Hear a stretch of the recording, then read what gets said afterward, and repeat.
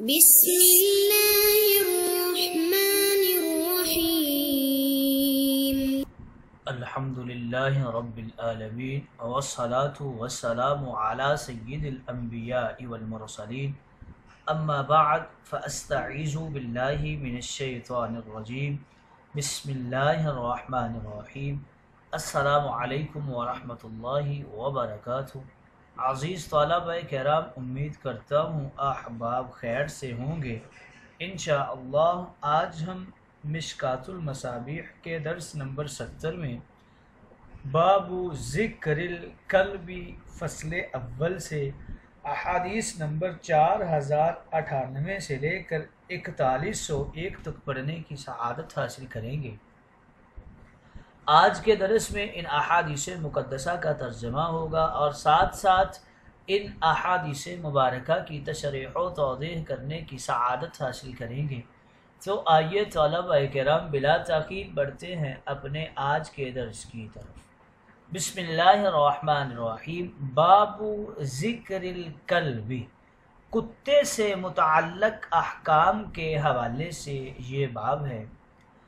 اس باب میں وہ احادیث بیان ہوں گی جن سے کتوں سے متعلق احکام معلوم ہوں گے کہ کس قسم کا کتا پالنا جائز ہے اور کس قسم کا ناجائز ہے اور کس قسم کا کتا مارنا جائز ہے.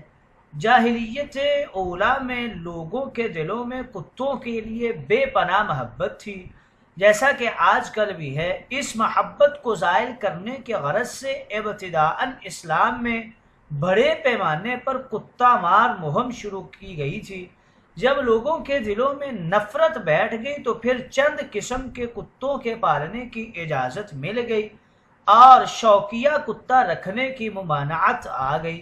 تمام احادیث سے معلوم ہوتا ہے کہ 3 قسم کے کتے رکھنے کی اجازت ہے. پہلا، جو جانوروں کی حفاظت کے لیے کتا رکھا جائے، اور دوسرا ایسا کتا جو شکار کے لیے ہو، اور تیسرا ایسا کتا جو کھیتوں کی حفاظت کے لیے ہو. فقہا نے اس کے ساتھ گھر کی چوکی داری کا کتا بھی ملحق کیا ہے کہ گھر کی چوکی داری کے لیے بھی کتا رکھنا جائز ہے. پہلی فصل کی پہلی حدیث مقدسہ کی طرف بڑھتے ہیں. حضرت ابن عمر راوی ہیں. قال رسول اللہ صلی اللہ علیہ وسلم من اقتنى قلبا الا قلب ماشئة او دار نقص من عمله كل يوم قيراطان، متفق علیہ.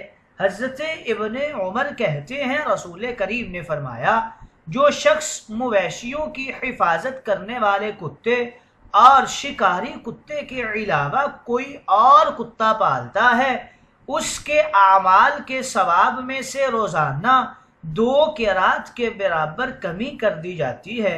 یہ بخاری و مسلم کی روایت ہے. گویا اس حدیث مقدسہ میں اس بات کی طرف اشارہ ہے کہ بلا ضرورت کتا پالنا باعث نقصان ہے.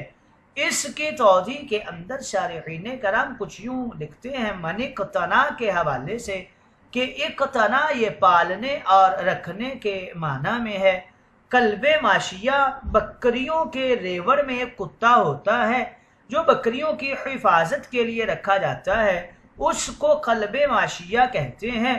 اور کلب دار یہ اس شکاری کتے کو کہتے ہیں جو شکار کا اتنا شوق رکھتا ہو گویا شکار اس کی طبیعت ثانیہ بن چکی ہو. بعض روایات میں یہ لفظ داریجن آیا ہے، بعض میں داری آیا ہے اور بعض میں دارن آیا ہے. سب سے مراد شکاری کتا ہے. دار سے پہلے رجل موصوف محذوف بھی مانا جا سکتا ہے، یعنی قلب رجل دارن یا قلب رجل صائد، شکار کرنے والے آدمی کا کتا. قیراطان یہ تثنیہ ہے، اس کا مفرد قیراط ہے. قیراط ایک وزن کا نام ہے جو نصف دانگ یا بقول بعض دینار کے 4/6 یا بقول بعض دینار کے 10ویں حصہ کے آدھے کے برابر ہوتا ہے. بقول بعض 1 قیراط 5 دانہ جو کے برابر ہے. قرات بطور حقارت چھوٹی سی چیز پر بولا جاتا ہے اور بطور تعظیم بڑی چیز پر بھی بولا جاتا ہے۔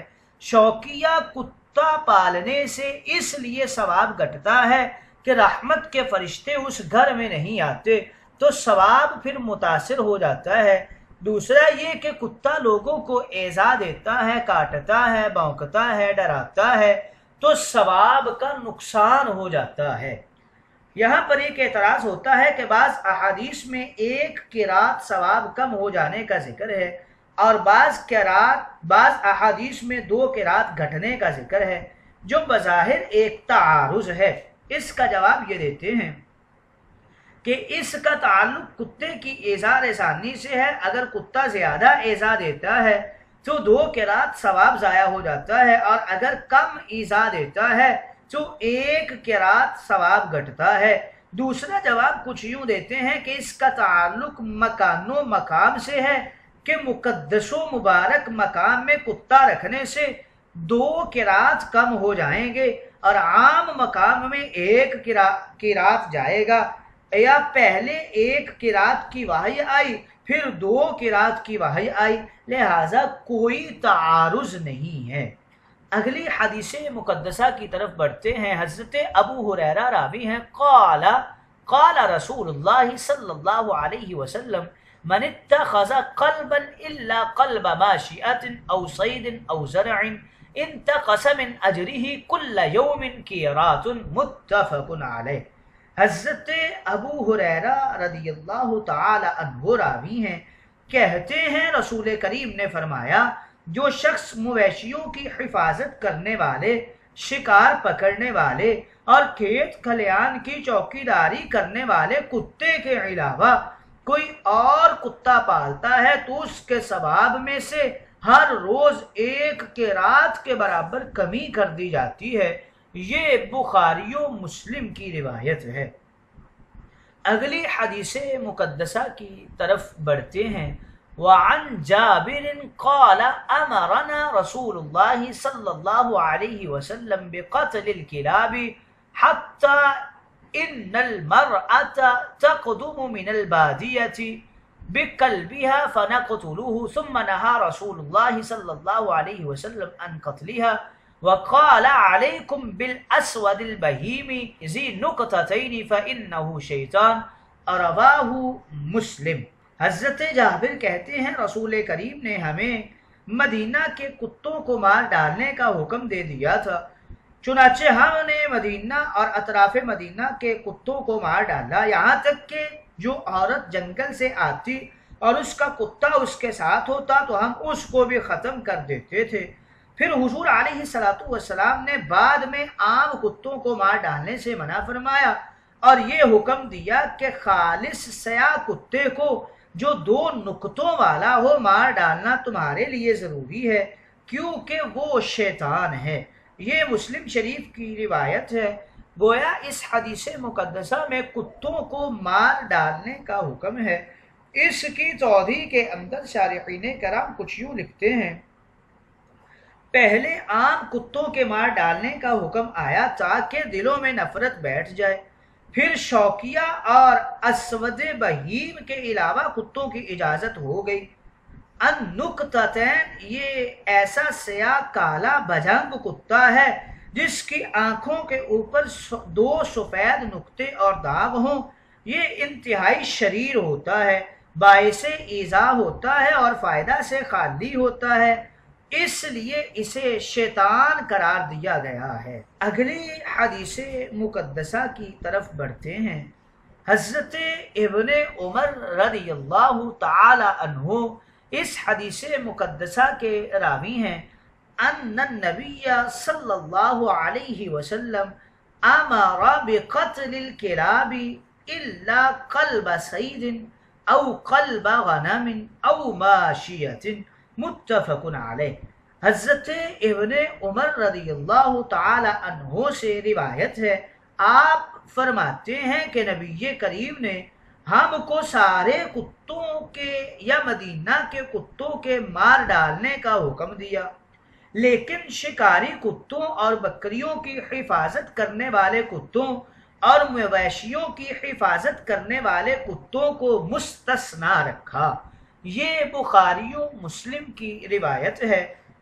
اس کی توضیح و تشریح میں شارحین کرام کچھ یوں لکھتے ہیں، او قلب ماشیت، یعنی بکریوں کے ریوڑ کی حفاظت کے لیے ہو یا مویشیوں کی حفاظت کے لیے ہو تو یہ جملہ تعمیم بعد تخصیص کے لیے ہے، یا پھر او شک کے لیے ہے کہ راوی کو شک ہو گیا ہے حضور علیہ السلام نے کون سا لفظ استعمال فرمایا تھا، غنم کا لفظ استعمال فرمایا تھا یا پھر ماشیہ کا لفظ استعمال فرمایا تھا، حالانکہ دونوں کا معنی ایک ہی ہے۔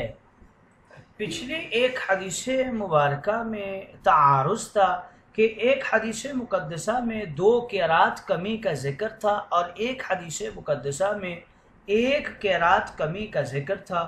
اس میں علماء کرام کچھ یوں بھی ایک توضیح اور تشریح پیش کرنے کی کوشش کرتے ہیں کہ مکہ معظمہ میں بلا ضرورت کتے پالنے پر 2 قرات کی کمی ہوگی اور کسی جگہ اور پر کتے پالنے سے 1 قرات کی کمی ہوگی، یا گاؤں اور جنگلوں میں کتے پالنے پر 1 قرات کی کمی ہوگی اور شہر میں کتے پالنے پر 2 قرات کی کمی ہوگی، کیونکہ شہر میں کتا جو ہے وہ زیادہ تکلیف دیتا ہے۔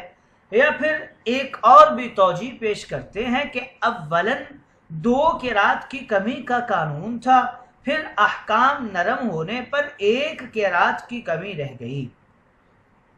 اشعۃ اللمعات میں فرمایا گیا ہے کہ اقتناء اور چیز ہے اور اتخاذ کچھ اور چیز ہے۔ اقتناء میں 2 قرات کم ہوں گے اور اتخاذ میں 1 قرات کم ہوگا۔ محبت سے کتے کو پالنا، اسے اپنے ساتھ بٹھانا، اسے کھانا کھلانا، یہ اقتناء کہلاتا ہے، مگر اسے پالنا، اس سے محبت نہ کرنا، اس سے علیحدہ رہنا، یہ اتخاذ کہلاتا ہے۔ گویا اقتناء میں 2 قرات اور اتخاذ میں 1 قرات کی کمی ہوگی۔ اس طرح احادیث کے مابین کوئی تعارض نہیں ہوگا، بلکہ دونوں احادیث اپنے اپنے معانی کو جامع و مانع ہوں گی۔